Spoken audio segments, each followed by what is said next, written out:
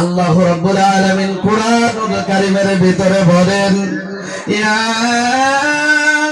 আইয়ুহাল্লাযীনা আমানু কু আনফুসাকুম ওয়া আহলিকুম নারা।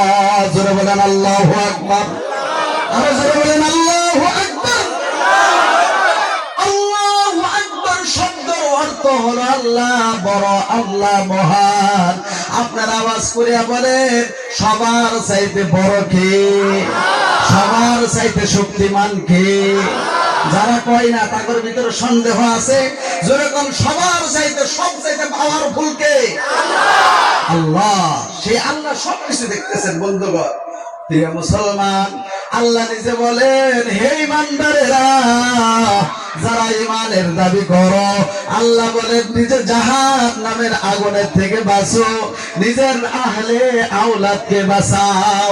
এই আয়াত কারিমা যদি আল্লাহ পাক নাযিল না করতেন তাহলে এরকম মজমা হইতো না।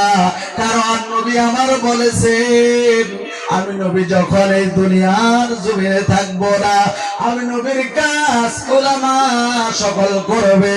কারণ নবী বলেছেন, ইন্নাল উলামা ওয়ারাসাতুল আম্বিয়া।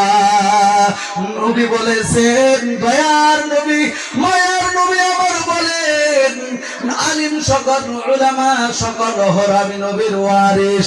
আমি নবী যখন দুনিয়াতে থাকবো না, আমার কাজ আলিম উলামারা করবে। ও বন্ধুগণ, আল্লাহ নিজে বলেছেন জাহান্নামের আগুনের থেকে নিজে বাঁচো, নিজের আহলে আওলাদকে বাঁচাও। আল্লাহর নবী বলেন, কুল্লু মুসলিমিন ইখওয়াতুন। সারা দুনিয়ার মধ্যে যত মুমিন মুসলমান আছে রে ভাই, একে অপরের ভাই ভাই, সকলের উপরে জিম্মাদারি আছে না নাই? আল্লাহর নবী বলেন, কুল্লুকুম রাঈ ওয়া কুল্লুকুম মাসউলুন আন রাইয়াতিহি। তোমরা প্রত্যেকেই জিম্মাদার।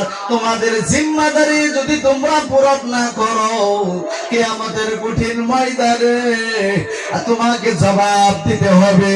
ও বন্ধুগণ, আমরা এখানে যারা আছি, কেউ বাড়ির জিম্মাদার, কেউ গাঁয়ের জিম্মাদার। এই জিম্মাদারি যদি পুরা না করেন বন্ধুগণ, তাহলে কিয়ামতের কঠিন ময়দানে জবাব দেওয়া লাগবে। এই জিম্মাদারি থাকার কারণে বন্ধুগণ, খাস খাস মূল কিছু নসিহত করিয়াই আমার বক্তব্যের শেষের দিকে নিয়ে যাব। এক নম্বর হলো, ও বন্ধুগণ, এই সমাজের পরিবেশ আমি জানি, আমাদের সমাজটা কত পিছপড়া দেখেন। ও বন্ধুগণ, ডাইনে বামে থাকা, পূবে থাকা আমাদের বাপ দাদা পূর্বপুরুষরা একটা মসজিদ নির্মাণ করে গিয়েছিলেন। ও বন্ধুগণ, সেই মসজিদ ওইভাবে আছে। আর আমাদের মসজিদ থেকে দুবারপাড়া মসজিদ একটা ভাগিয়া ভাগ হয়ে গেল, দূর হয়ে যায়। যাওয়ার পরে তাদের মসজিদ ছাদ ঢালাই হয়ে গেল। ও বন্ধুগণ, এদিকে মসজিদ ছাদ ঢালাই হয়ে গেল, দুবারপাড়া পূবপাড়া মসজিদ ছাদ ঢালাই হয়ে গেল। আমাদের মসজিদের অবস্থা আপনারা নিজেই তাকায় দেখে, মসজিদের প্রতি আমাদের কেমন ভালোবাসা, কেমন মহব্বত। বাপ দাদারা যেভাবে রাখিয়া গেছে ওইভাবে আছে। কারণ মসজিদের সঙ্গে আমাদের সম্পর্ক নাই। ও বন্ধুগণ, আল্লাহ পাক নিজে বলেছেন, বুয়ুতি ফিল আরদিল মাসাজিদা। দুনিয়ার জমিনে যত মসজিদ আছে, এই মসজিদ হলো আমি আল্লাহ পাকের ঘর। জোরে কোন সুবহানাল্লাহ।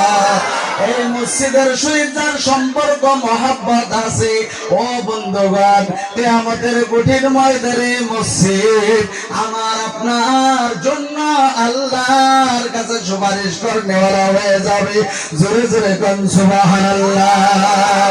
কিন্তু এই মসজিদ নিয়েও সমাজের মধ্যে হিংসা কিনা আছে না নাই? হিংসা কিনা যদি অন্তরে থাকে, তিল পরিমাণ অহংকার, হিংসা যদি আমার আপনার অন্তরে থাকে রে ভাই, আপনি ইবাদত করিয়া করিয়া কবরের চামড়া শেষ করেন, কপালের গোস্ত শেষ করিয়া হাড্ডিও যদি বাহির করেন, ওই ইবাদতের মূল্য কিছু নাই। কারণ নবী আমার বলেছেন, তিল পরিমাণ সরিষা দানা বরাবর কারো ভিতরে যদি হিংসা কিনা অহংকার থাকে রে ভাই, সে আমার উম্মত না। নবী বলেছেন সে কখনোই মুসলমান হতে পারে না।